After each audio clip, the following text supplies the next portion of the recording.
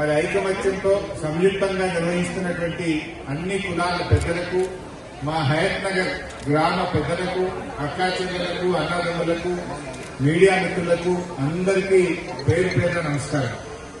బొడ్రాయి పండుగ అనేది మనం అందరం కూడా గ్రామాల్లో పాత రోజుల్లో కూడా ఇప్పుడు కూడా చేసుకుంటూ ఉంటాం. గ్రామ దేవత, ఆ అమ్మవారి ఆశీస్సులు ఉంటే ఊరంతా సుభిక్షంగా ఉంటుంది. ఆ ఊర్లో ఉండే ప్రజలందరూ కూడా సుఖ సంతోషాలతో ఆరోగ్యంగా ఉంటారు. ముఖ్యంగా గతంలో పాత రోజుల్లో ఊళ్ళల్లో కలరా, డయేరియా, వివిధ రకాల వ్యాధులు వచ్చినప్పుడు అమ్మవారికి మొక్కి, అమ్మవారికి అక్కడ బలిచ్చి ఈ గ్రామానికి శాంతి జరగాలి, గ్రామ ప్రజలు బాగుండాలి, ప్రజలందరూ ఆరోగ్యంగా ఉండాలని చాలా గొప్పగా ఈ పండుగను గ్రామాల్లో నిర్ణయించుకునే వాళ్ళం.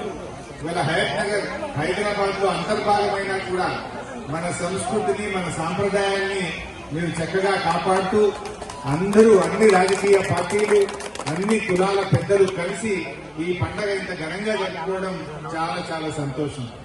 ఈ ఐక్యత ఎప్పుడూ ఉండాలి, ప్రజల మధ్య ఐక్యత ఉండాలి.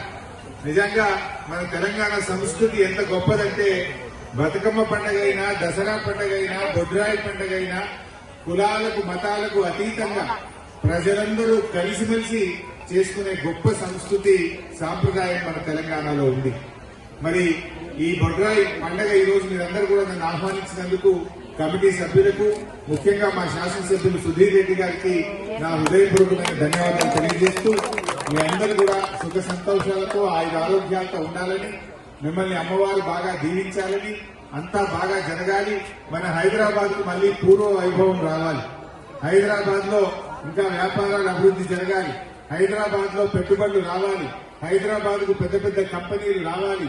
మన నిరుద్యోగ యువకులకు మంచి ఉద్యోగ అవకాశాలు రావాలి. హైదరాబాద్ ఒక అంతర్జాతీయ నగరంగా అభివృద్ధి చెందాలని కూడా నేను అమ్మవారిని ప్రార్థిస్తూ అందరికీ నమస్కారం. జై తెలంగాణ.